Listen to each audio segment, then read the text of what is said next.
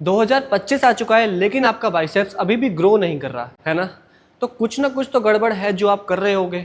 तो चलिए जानते हैं उन मिस्टेक्स के बारे में जिनकी वजह से आपका बाइसेप्स ग्रो नहीं कर रहा। तो बात करते हैं सबसे पहली मिस्टेक के बारे में जो कि है बारबेल कर्ल्स। देखो, अब बारबेल कर्ल्स मिस्टेक नहीं है, ठीक है, इसको मैं मिस्टेक नहीं बोलूंगा। बारबेल कर्ल्स एक बहुत ही अच्छी एक्सरसाइज है, बट दिक्कत ये है कि आपकी मोबिलिटी इतनी नहीं है कि आप रिस्ट के सुपिनेटेड पोजीशन में बारबेल कर्ल्स लगा सको।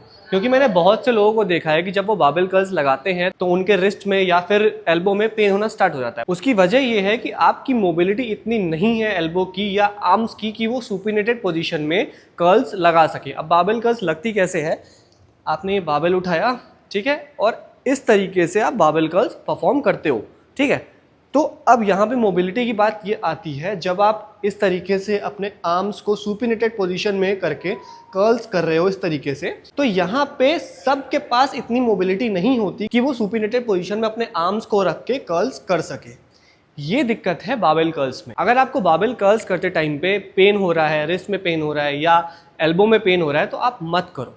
आप उसकी जगह पे बाइसेप्स कर्ल्स करो जो कि ज़्यादा फ्लेक्सिबिलिटी प्रोवाइड करती है आपके मूवमेंट में, ताकि आप इजीली बाइसेप्स कर्ल्स और बाइसेप्स को टारगेट कर सको। अब जो हमारी दूसरी मिस्टेक है जो आप लोग करते हो, मैंने बहुत से लोगों को देखा है कि वो जब बाइसेप्स के अपने वर्कआउट पे आते हैं तो वो बारबेल कर्ल्स भी कर लेते हैं, देन वो बाइसेप्स कर्ल्स डंबल से भी कर लेते हैं, देन केबल पे भी जाके वही मूवमेंट कर लेते हैं। देखो, जब आप ये तीनों चीज़ें कर रहे हो ना, तो ये तीनों मूवमेंट एक ही हैं। ये आपके शॉर्ट हेड, ये जो बाइसेप्स का जो शॉर्ट हेड होता है, इसको ट्रेन कर रहे हैं।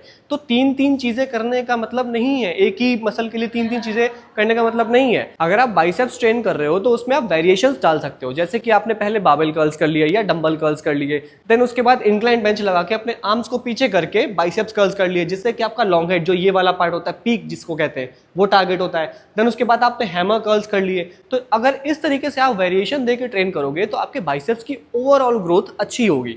अगर आप एक ही मूवमेंट तीन तीन बार ट्रेन करोगे, बाइसेप्स कर्ल्स बारबेल से भी, फिर डंबल से भी, देन फिर केबल पे भी जाके, तो वो सेम ही मूवमेंट है, उससे आपको इतना इफेक्ट नहीं मिलेगा। आप अपने बाइसेप्स के वर्कआउट में वेरिएशंस डालो ताकि आपके बाइसेप्स की ग्रोथ जो है वो ओवरऑल हो। देखो, जो बाइसेप्स का मसल होता है वो तीन मसल से कंबाइंड होकर बनता है। पहला होता है आपका बाइसेप्स, ये जो होता है ये शॉर्ट हेड होता है आपका।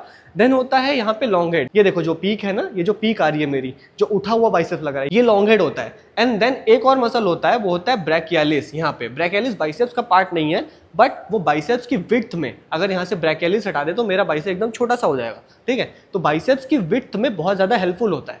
तो आप इस तरीके से बाइसेप्स को ट्रेन कर सकते हो। हमारी तीसरी मिस्टेक जो है वो है फॉर्म इनकरेक्ट। मतलब आप लोग बाइसेप्स कर्ल्स तो लगाते हो लेकिन उसकी फॉर्म इतनी बेकार होती है कि वो आपके बाइसेप्स के साथ साथ आपके लोअर बैक और बाकी शोल्डर पे भी इंपैक्ट करना चालू कर देती है। लोग कैसे करते हैं, इस तरीके से बारबेल उठाया और उसके बाद इसको स्विंग करते हुए पूरा बिना फुल रेंज ऑफ मोशन के इस तरीके से लगाते हैं। देखो, अगर ये ट्रेन करोगे ना आप, अगर मैं साइड से आपको दिखाऊं तो आप देखो मेरे लोअर बैक पूरा स्विंग हो रहा है, जिसकी वजह से लोअर बैक में इंपैक्ट आ रहा है। एंड जो मेरा हैंड है, जो मेरा बाइसेप्स का जो फंक्शनिंग है, जो कि है पूरे आर्म को एक्सटेंड करना, वो हो ही नहीं रही है। तो बाइसेप्स मेरा फुल रेंज ऑफ मोशन में तो ट्रेन हो ही नहीं रहा। ये जो मिस्टेक है ये बहुत कॉमन है। लोग इस तरीके से बाइसेप्स अपने ट्रेन करते हैं, चाहे बारबेल कर्ल्स हो या फिर डंबल कर्ल्स हो, वो इस तरीके से लगाते हैं, जो कि गलत फॉर्म है, जिसकी वजह से उनका बाइसेप्स पूरी तरीके से ग्रो नहीं कर पाता। देखो, बाइसेप्स की फंक्शनिंग क्या है कि आपके आर्म्स को इस तरीके से एक्सटेंड करना और फ्लेक्स करना, ये है आपके बाइसेप्स का फंक्शनिंग। और अगर मैं इसके रेंज ऑफ मोशन की बात करूं तो ये आपका न्यूट्रल पोजीशन है आर्म्स का, यहां से लेके यहां तक ये फुल रेंज ऑफ मोशन है आपका। ये पूरा स्ट्रेच और ये पूरा कॉन्ट्रैक्ट, ये है फुल रेंज ऑफ मोशन आपके बाइसेप्स का। अगर आप इतने में ट्रेन करोगे तो वो पूरी तरीके से ट्रेन नहीं होगा। इसकी सही फॉर्म क्या है, बारबेल को ग्रैब करो, चेस्ट को अप करो, बैक बिना स्विंग कराए, अपने एल्बोज को एक जगह फिक्स करके इस तरीके से बिना स्विंग हुए आप बारबेल कर्ल्स या बाइसेप्स कर्ल्स परफॉर्म करो। साइड में देखो, आप साइड से इस तरीके से मैं खड़ा हुआ, चेस्ट अप है मेरी, बैक स्ट्रेट है, एल्बोज एक जगह लॉक, जहाँ पे एल्बोज आए वहीं पे लॉक, और वहीं पे रखते हुए एल्बोज को इस तरीके से आप परफॉर्म करो बारबेल कर्ल्स या फिर बाइसेप्स कर्ल्स, ताकि आपके बाइसेप्स पे पूरा टेंशन मिले, अच्छी तरीके से टेंशन मिले। तो हमारी अगली जो मिस्टेक है वो है रिस्ट इंजरी। रिस्ट इंजरी का मतलब ये है कि जब आप लोग बाइसेप्स कर्ल्स करते हो, चाहे वो डंबल से हो या फिर चाहे वो बारबेल से, तो बहुत से लोगों को मैंने देखा है कि अगर वो इस तरीके से बाइसेप्स कर्ल्स करते हैं तो अपनी रिस्ट को ऐसे फ्लेक्स कर लेते हैं या फिर ऐसे एक्सटेंडेड में रखते हैं।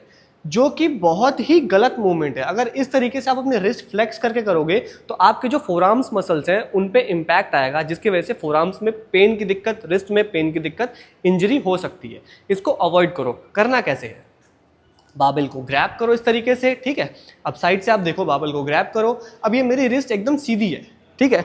अब इसको इसी फॉर्म में मैं रखते हुए इस तरीके से कर्ल्स करूंगा, इस तरीके से इसी फॉर्म में रखते हुए कर्ल्स करूंगा मैं, ताकि मेरी रिस्ट में इंजरी ना हो। मैं अपनी रिस्ट को अगर इस तरीके से फ्लेक्स करने लग जाऊं तो देखो, अगर मैंने फ्लेक्स किया अभी, इतने पे ही मेरे को पता लग गया कि मेरे फोरआर्म्स में स्ट्रेच आ रहा है, बहुत गंदा वाला स्ट्रेन आ रहा है, जिसे कहते हैं स्ट्रेन, वो आ रहा है। तो इस चीज़ को अवॉइड करो ताकि आप इंजरी फ्री अपने बाइसेप्स को ट्रेन कर सको। सामने से अगर मैं दिखाऊं तो इस तरीके से मैं अपने रिस्ट को रखते हुए कर्ल्स करूंगा। मैं ऐसे नहीं करूंगा, मैं ऐसे भी नहीं करूंगा, मैं सीधी रखूंगा न्यूट्रल पोजीशन में। इस तरीके से मैं ट्रेन करूंगा। तो हमारी जो अगली मिस्टेक है वो है ओवर ट्रेनिंग।